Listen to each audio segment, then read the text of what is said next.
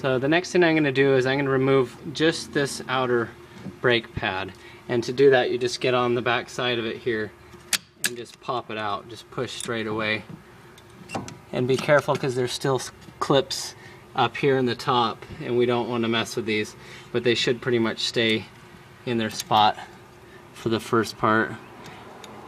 And up top there is a little clip assembly. I don't know if you can see it or not, but this piece needs to come out. This piece is attached to the brake, so you'll see as I pull it out here, there's a before shot.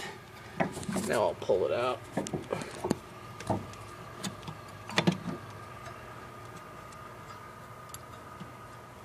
There we go. So as you can see, it slid right off of that. So here's your brake pad. These ones are still actually pretty darn good, but as you can see, there's a little loop in the top, and it was looped on top of this, kind of like this. So what I did was I pretty much took it out, and that's how we're gonna put it back in. And we'll show that step a little later. But now what I need is my brake compressor tool, and I got this at Sears. It was only about $10, and you can do the same thing with a C-clamp, but we left this old pad back in there because I'm going to be using this to push it back in. We're going to compress the pistons that are in here, and if you don't care about the old pad, then you can just push right on it, and that way you're not going to damage any of the O-rings on the pistons. Now the way this tool works is you have to unscrew it and separate the two pieces, and then you're going to put the first piece, and it's going to go in here and push against the caliper on this side, while the screw part goes in and pushes against the old pad. So I'll show you how that works, but you just pretty much slide this through the top and then you connect it. I'll show you when we get it going. Okay, so now I have this set up, and I'll see if you can see what's going on. We have the little bolt part is now pushing against the old pad, and then there's the little flat piece that looks like a caliper, and it's on the back side, so it's down in there. So I don't know if you can see, but now as I start to twist this on the back, it's pushing the bolt against that old brake pad, and it's compressing the piston. And remember, it's really important to have that cap off the brake fluid reservoir so that the fluid can be pushed back in. Doing it this way, you do not have to bleed your brakes, but when you get back in the car, you're going to have to pump the brakes. They're going to go to the floor the first time, and you're going to have to pump them about 5 times. So these brakes are dual piston. There's a piston on this side and a piston on that side. So I'm compressing this side, and then I'm going to need to take this off and put it back here and put it through this other hole and compress it there. And here's the pistons on the back. See, there's the 2 of them. And so as it compresses, one piston's going to go in, then we'll move it and it'll push the second one in. And that's going to open up the space in the middle so we can get the caliper back onto the new rotor. So now I'm on the other side. As you can see, I just put it through on the other side, and I'm compressing the other side down. And they sometimes they'll push in. They're independent pistons, but as you push on the old pad, sometimes they'll both go in. So anyway, that's pretty much all there is. And you can use a C-clamp if you don't have this tool. That'll just go on the back side, but you're basically just squeezing the pistons back in.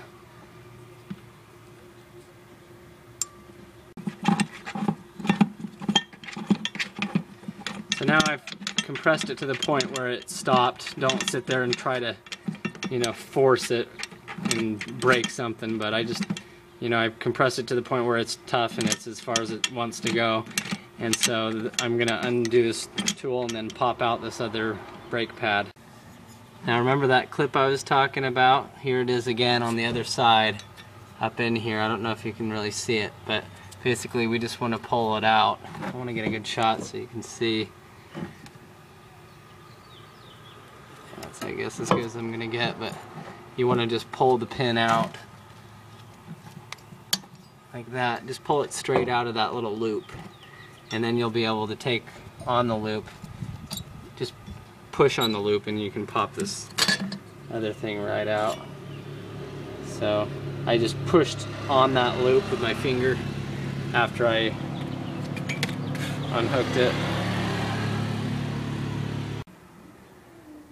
So here's my new rotor, and I'm just going to put it on right now, and then I'm going to take 2 lug nuts and tighten it down so that it'll stay into place. So as you can see, I put the rotor on, and then I temporarily just put 2 lug nuts on there, and now that that's going to hold that straight, I'm going to take the caliper without anything in it, and I'm going to put it back on, and I'm going to tighten it back onto the back side here with those 2 bolts that we took off in the front. And once it's on, then I'm going to take off one of the sides and swing it up and put the pads in.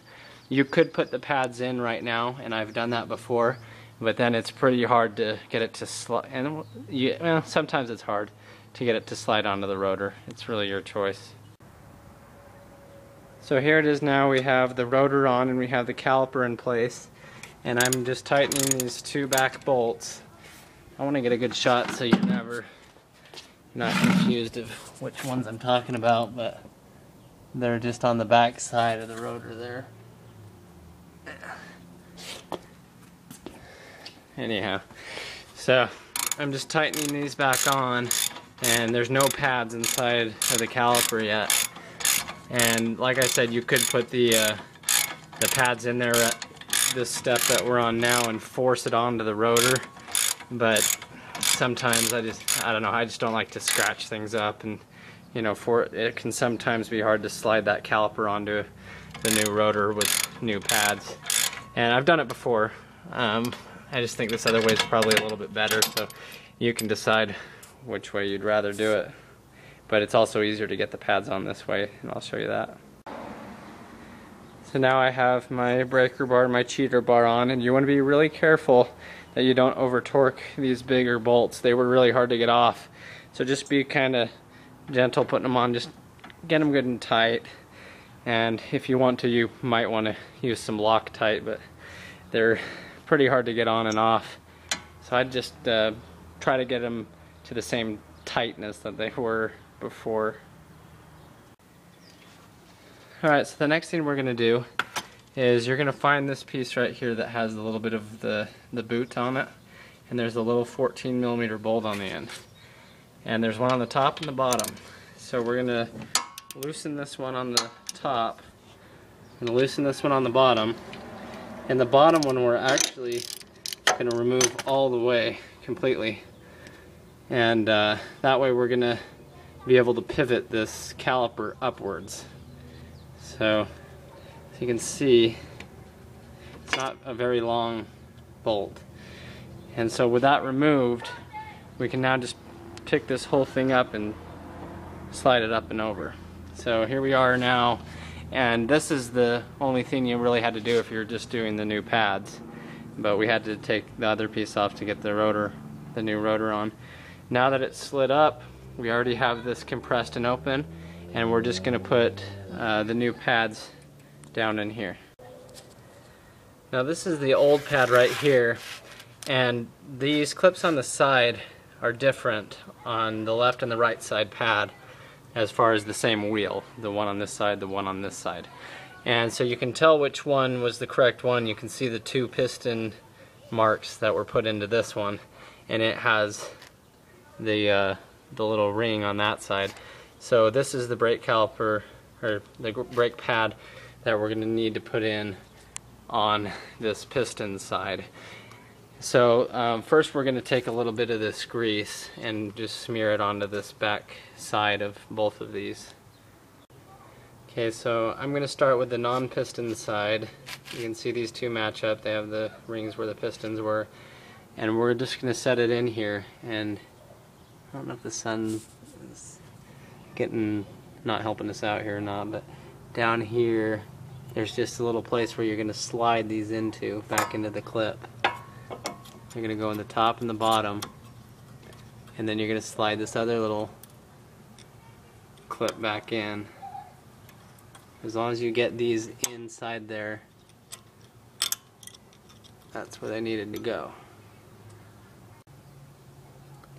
So this is what the new pad looks like when it's in its proper space. There was a little tab at the bottom that we slid in there, and then up here at the top, same thing. It's just, you need to make sure that it slides back into that groove. And then this little loop that we've been talking about all day, we're just going to put this pin back, bend it and put it back up inside there.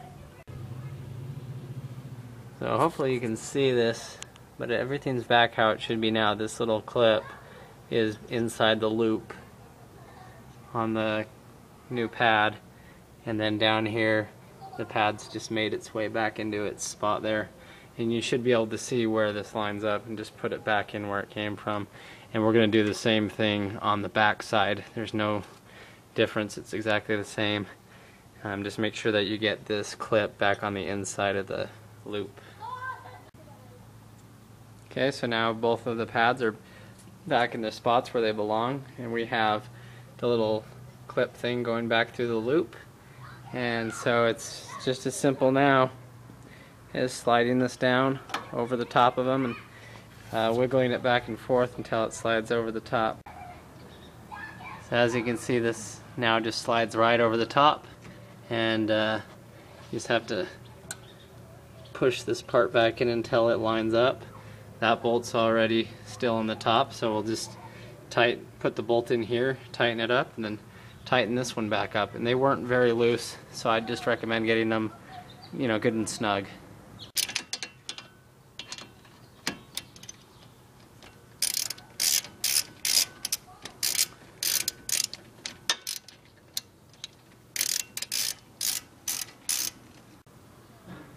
So both of these are now nice and snug.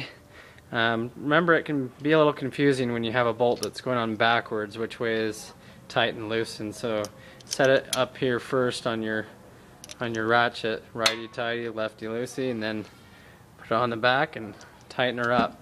But that's pretty much all that there is to it. Now we'll check also, since we've compressed it, you can see that the fluid level has risen significantly, and some of it will drop back down when you pump the brakes. But like I said, I overfilled it, or I added some when it was low, when the brakes were worn down, so I know I'm going to need to take some of this out of here. So this is the contraption I came up with. I just took the bottle, I wrote "do not use, it's poisonous, blah blah blah," and so I just put the stem down in the brake thing, and then as I squeeze the trigger, I just shoot it into the old bottle. And that's one way to siphon it without making a mess. So now that I've siphoned this out quite a ways, I'm going to put the cap back on it, and that way when I pump the brakes it'll be able to compress it correctly. And so the next step is just to put the wheel back on and drop the car and pump the brakes. Now I tried not to touch the rotors too much. It was a pretty clean job, but I also like to take some brake parts cleaner. Just make sure everything's clean. Just make sure when you're using this stuff that you don't use it to the exposed O-rings on the caliper pistons, because that's probably not very good for the rubber. But just get it all cleaned up, and then with a clean rag just kind of try to get some of the fingerprints off of it.